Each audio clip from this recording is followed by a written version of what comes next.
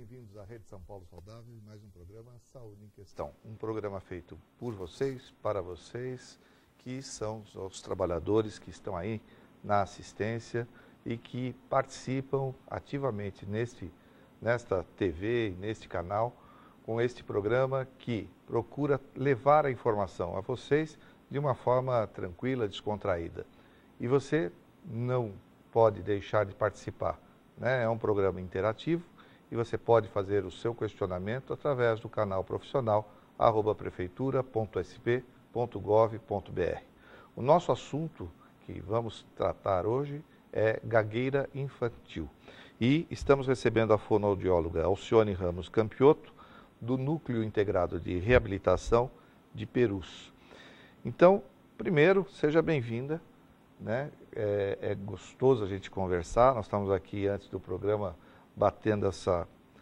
trocando algumas perguntas já e se inteirando do assunto que nós vamos tratar. E é sempre muito gostoso a gente receber alguém da assistência, né? Porque traz realmente a prática do dia a dia, no atendimento. Você trabalha no Núcleo Integrado de Reabilitação de Perus. Então, antes da gente começar, já deixando você à vontade, queria saber como é que é o seu trabalho lá, como é que está sendo o seu trabalho. É um trabalho que deve ter bastante procura. Então, conta um pouquinho dessa sua experiência de estar trabalhando na assistência. Em primeiro lugar, queria dizer que é um prazer poder estar aqui com vocês hoje, poder falar desse assunto tão fascinante que é a gagueira, que afeta tantas pessoas. A gente tem podido atender na rede bastante casos de pessoas que têm essa dificuldade e nos procuram. É uma doença crônica, como a gente vai ver ao longo do nosso programa. Infelizmente, não tem uma cura definida, mas o trabalho da fonoaudiologia pode ajudar bastante esses indivíduos que sofrem dessa dificuldade. Lá no NIR Perus, a gente tem uma equipe multidisciplinar, a gente tem fisioterapeuta, a gente tem uma assistente social, a gente tem uma psicóloga e a gente tenta fazer um trabalho integrado, multidisciplinar. A gente recebe principalmente crianças com deficiências de vários graus, de vários tipos, deficiência auditiva, deficiência motora, alguns transtornos psicológicos, psiquiátricos, e a gente faz esse trabalho voltado para o atendimento dessas famílias, desses sujeitos, de maneira integrada. Muito legal. Bom, eu sou Paulo Fernando, sou coordenador municipal de residência da Secretaria Municipal de Saúde e nós estamos aqui fazendo esse programa para vocês, de forma que a gente conta com a participação de todos, que vocês podem fazer através do e-mail canalprofissional@prefeitura.sp.gov.br, e caso não seja respondido aqui a sua dúvida, você vai encaminhar pelo e-mail e nós estaremos passando para a Alcione. Tenho certeza que ela vai ter o maior prazer de responder para vocês. Muitas vezes a gente vê, principalmente crianças, com uma certa dificuldade de falar, às vezes um amigo com o seu filho, com a sua filha, e tem esses conselhos básicos, né?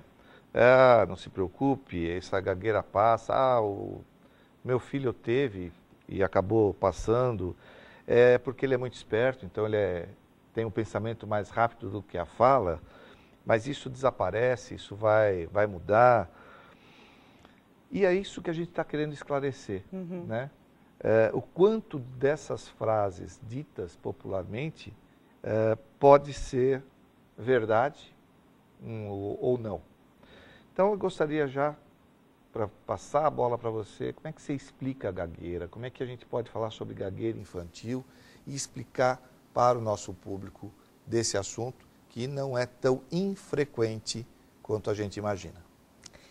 Estima-se que 1% da população mundial tem o distúrbio da gagueira persistente, que é aquela gagueira que começa na infância, mas vai persistir de maneira crônica ao longo de toda a vida do sujeito.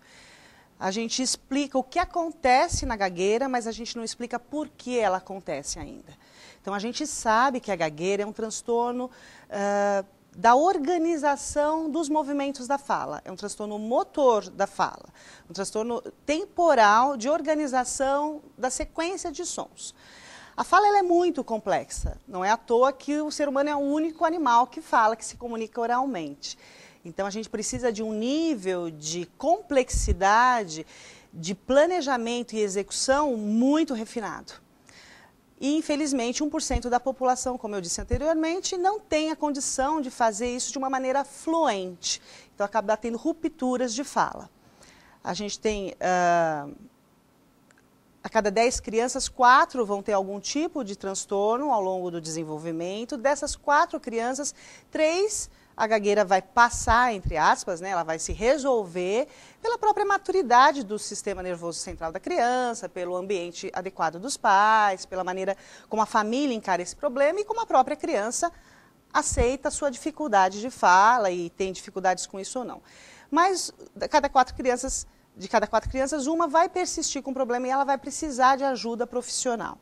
Então, realmente, a posição da família, do educador e das pessoas que acompanham vai facilitar muito na determinação ou no auxílio daquelas crianças que vão poder enfrentar e resolver o seu problema e não persistir cronicamente com a dificuldade. Doutora Alcione, tem um período que é mais comum isso acontecer? Quer dizer, tem alguma coisa que pode também trazer, quer dizer, é mais comum logo no início da fala, mais por volta do período pré-escolar, ou tem alguma coisa que pode fazer isso acontecer de repente? Uhum. Todos os transtornos vão acontecer ou na fase pré-escolar, antes dos 7 anos, ou até no máximo 12 anos de idade. Mas a grande maioria dos casos acontece mesmo quando as crianças começam a juntar palavras para formar frases. E isso acontece em torno de 2 anos, 2 anos e meio. Então, entre 1 ano e meio e 3 anos, a gente tem o que a gente chama de gagueira fisiológica. O que é isso? É o momento que a criança está descobrindo o mundo, ela está descobrindo formas de comunicação, ela tem muita coisa para contar, ela tem muito assunto para dizer, mas ela não tem a habilidade motora suficiente para fazer isso de uma maneira fluente. Então, começam a acontecer pequenas interrupções, então a criança, mãe, né, fica chamando, e se a mãe não vira, não dá atenção, a criança pode persistir numa ruptura e não conseguir se desenvolver. Então, em torno de 2 anos e meio, 3, quando as crianças começam a formar frases, seria assim um momento crítico do aparecimento. E a gente chama de gagueira fisiológica, como eu disse, algumas vezes vai se resolver naturalmente, mas muitas vezes vai persistir. Tem uma característica genética, né?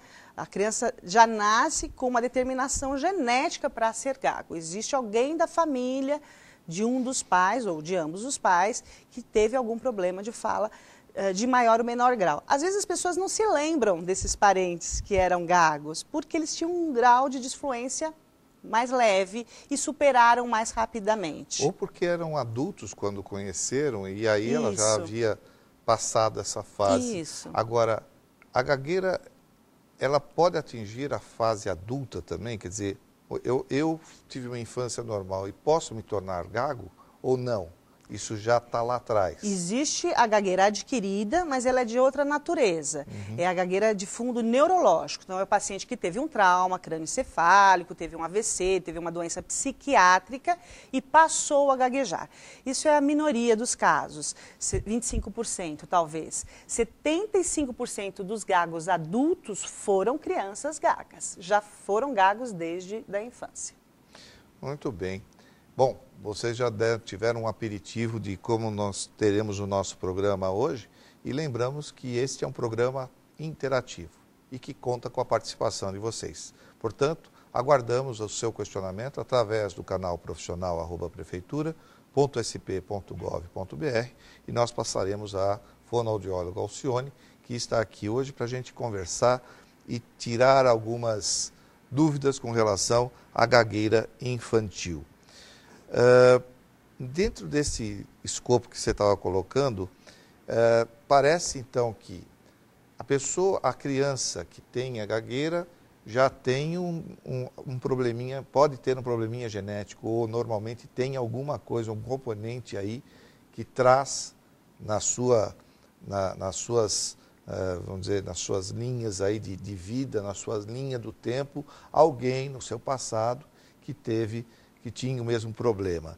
Agora, isto também é irreversível, como você estava falando. Quer dizer, o que a gente faz é um treinamento ou se retira a ansiedade, como é que é feito então há alguma coisa que eu possa fazer para prevenir isso acontecer para a minha criança? Quer dizer, eu percebo, tive lá um parentesco que era gago. Aí a minha criança está no pré-escolar e percebo que ela está com uma certa dificuldade, tendo uma disfluência, como vocês tratam também. O que eu posso fazer? Ou eu posso prevenir isso? Tem alguma coisa que eu possa começar a dar uma atenção maior para essa criança? Então, a prevenção do distúrbio, ela não existe, porque como existe uma característica genética, nesse momento da ciência a gente não é capaz de determinar qual exatamente é o gene e até interferir nisso. Então, nesse sentido de prevenir o distúrbio, a predisposição não existe essa possibilidade. O que existe assim, é um favorecimento de uma fala fluente. Então, no caso dessa família, que tem um parente, que, por exemplo, o pai gagueja, e ele começa a perceber que existe uma dificuldade na criança, a pior coisa que uma família pode fazer por esse sujeito é fingir que não está acontecendo, é ignorar. Então, dependendo de como a família lidar, isso vai desenvolver de uma maneira mais ou menos fácil. Também, por outro lado, a família não pode ficar ansiosa. Ai, meu Deus do céu, o pai é gago, logo ele irá gaguejar. O ideal é ter uma atitude muito... O que bonitinho, ele vai ficar igual ao pai. Isso não. É bom? Não, eu não acredito que ninguém deva achar bonitinho ou que ache bonitinho, porque a gente sabe que a gagueira tem uma questão de um estigma social, né? É muito sofrimento para ser bonito. Eu não acredito que ninguém queira isso para o seu filho, enfim. Fingir que não acontece, falar por trás, ele está gaguejando, isso não é bom. Mas também tentar agir, calma, fica tranquilo, isso vai passar, também gera uma expectativa ruim para o sujeito, né? E, na verdade, a criança talvez nem se aperceba dessa... Muitas vezes ela não Quer se dizer, percebe. ela não sabe que ela está gaguejando, passa a ser um ato normal. E isso ela interpreta como, quando é chamada a atenção...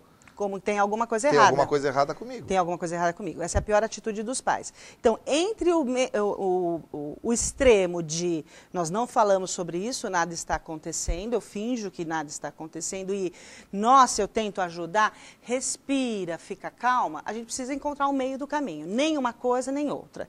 Então, a melhor atitude da família é sempre a própria tranquilidade. O que mais ajuda a pessoa gaga é você ficar tranquilo. Se você ficar tranquilo, se você desacelerar a sua fala, se você mantiver atenção para a pessoa, ela sozinha vai sair daquele momento de ruptura e vai resolver o problema. Então, quanto menos a gente fizer, melhor vai ser para ele. Ou seja, a pessoa quando fica nervosa, então eu acentuo esse processo da gagueira. Isso. Né? Agora, também nós estamos conversando que eu posso ficar gago por uma situação de nervosismo e não necessariamente ter a gagueira. Todos nós somos mais ou menos fluentes, dependendo da demanda de fala, dependendo da situação.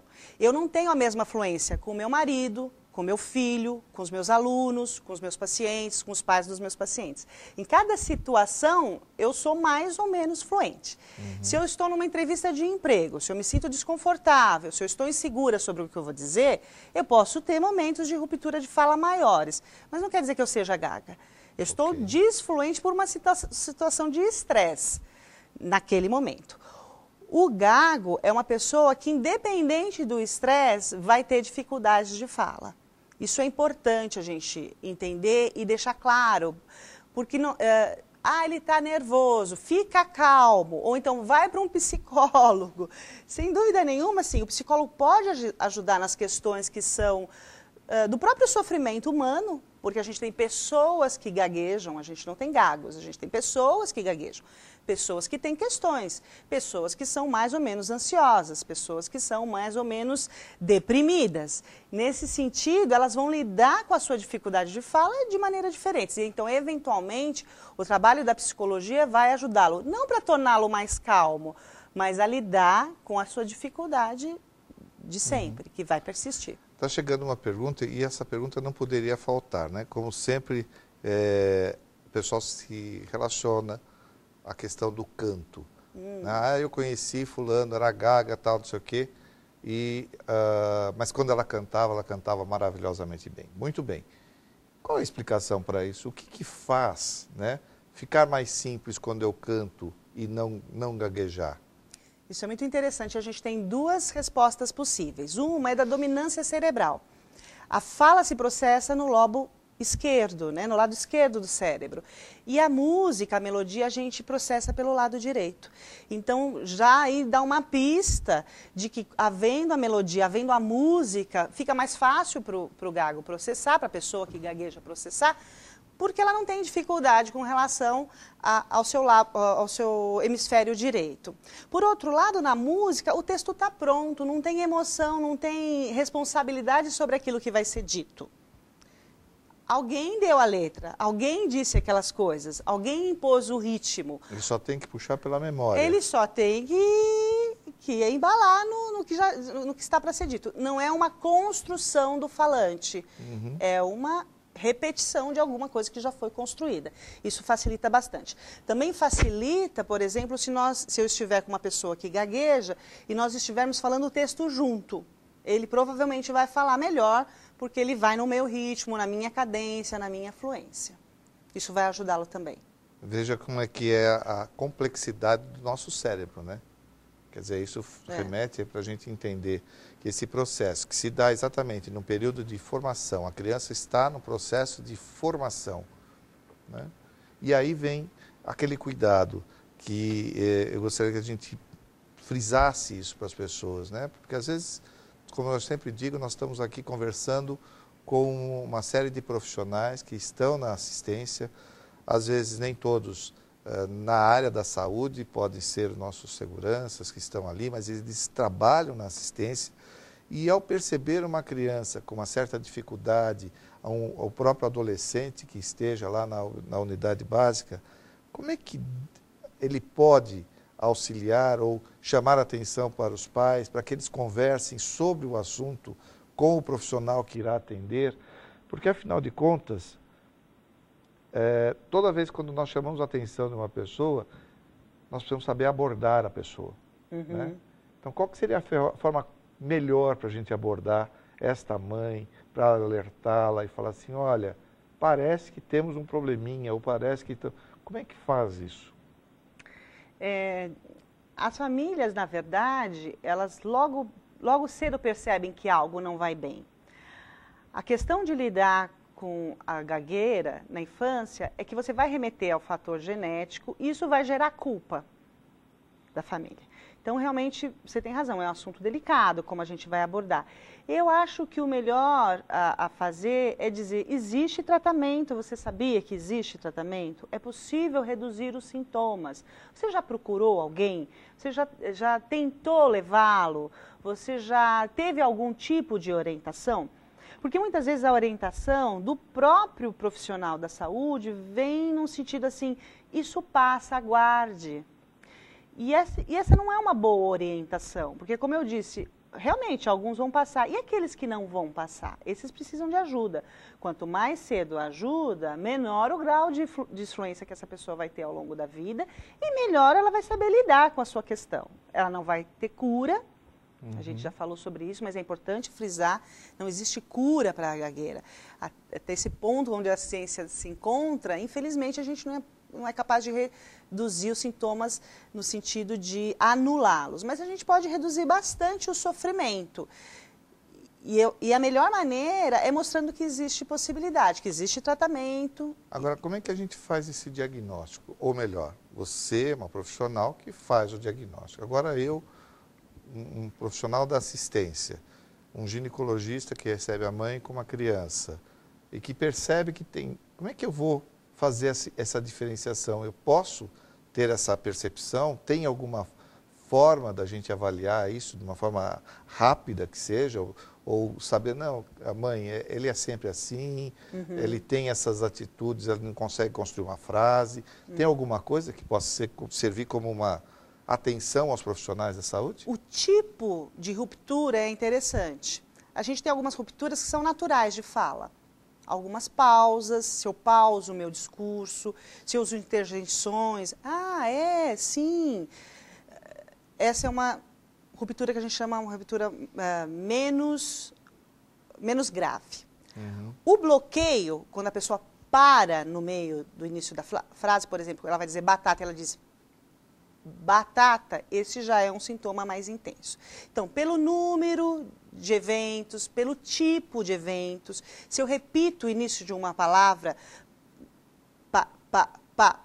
papel, isso é mais grave do que se eu disser papel, que foi um prolongamento, que foi uma pausa um pouco mais prolongada. Então, pelo grau de ruptura, pelo número de que essas rupturas acontecem e pelo grau de consciência. Porque a pessoa diz, e diz desde cedo, eu sou gaga, eu gaguejo. Entendi. Se existe essa autopercepção, se existe essa autonomeação, existe a necessidade do tratamento. As crianças têm aquela mania de contar a história. E no contar a história, aí, né? Parece que ela, então ela fica naquela repetição, parece que ela está construindo, né? Parece que é um retardo na chegada da informação. Isso. É exatamente isso que acontece, só que a pessoa que tem a disruptura falha. Isso. Né? Falha no sentido de não consegue ter a mesma leitura ao mesmo tempo. Quer dizer, o trânsito fica mais complicado. Fica mais complicado. Fica mais complicado. E quando que uma mãe que está lá, ela observa isso, ela tem que estar prestando atenção em tudo isso que nós estamos conversando também. Aí ela vai para o especialista, ela procura o pediatra.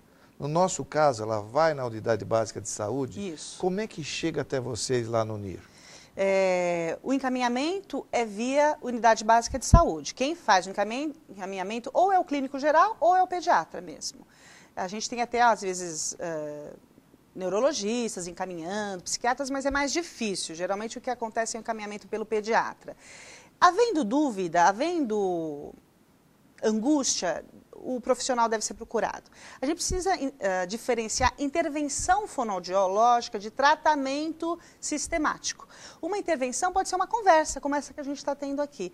Esclarecer mitos, esclarecer dúvidas, isso já é uma intervenção no caso de uma família que tenha alguma criança que esteja passando por um período maior de disfluência.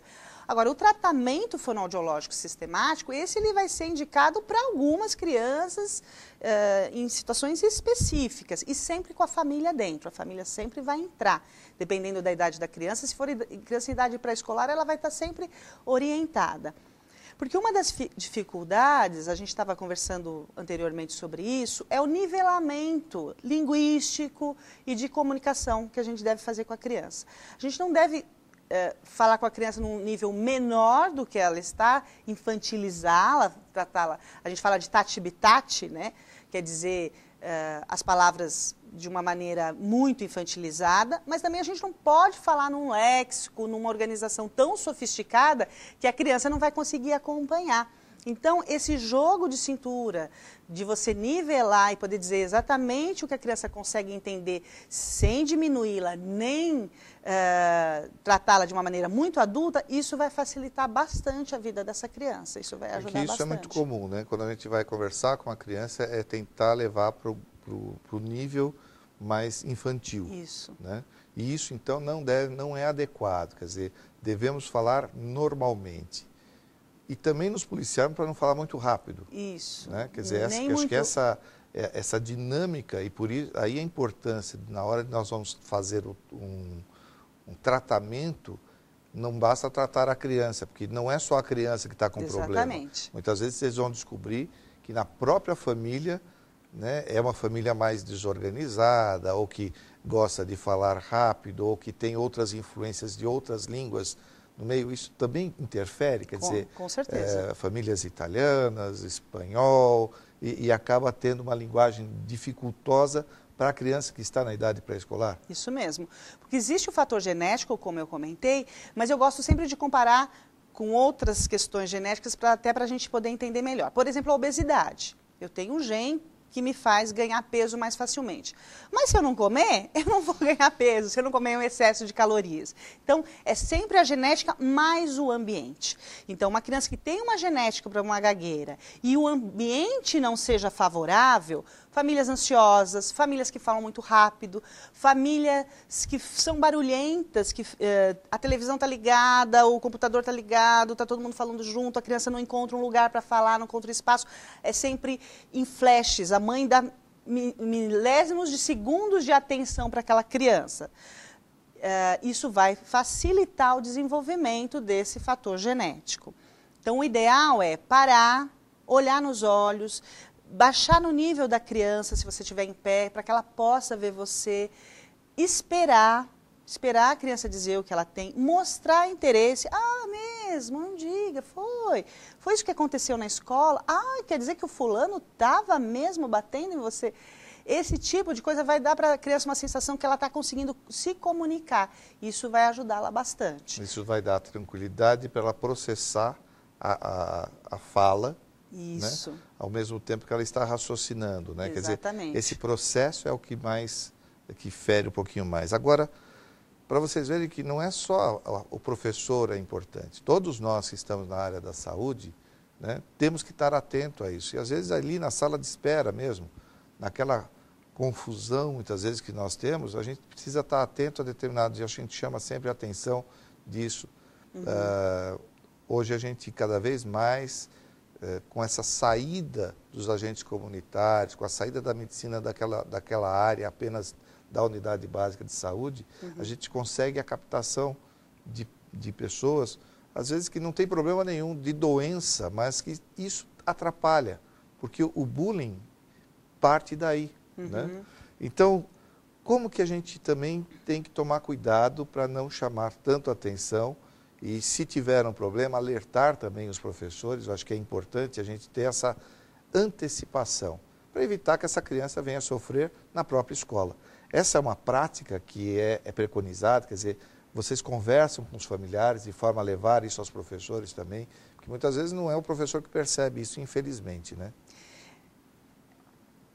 A questão da escola ela é fundamental. O bullying existe, ele é uma realidade e as crianças que gaguejam tendem a sofrer mais bullying que as outras crianças que têm uma fala mais fluente. Esse é um assunto bastante importante porque também não existe uma receita pronta. Às vezes o professor, na tentativa de ajudar a criança, ele evita chamá-la, por exemplo, para falar em público. Todos os outros são chamados, menos ele.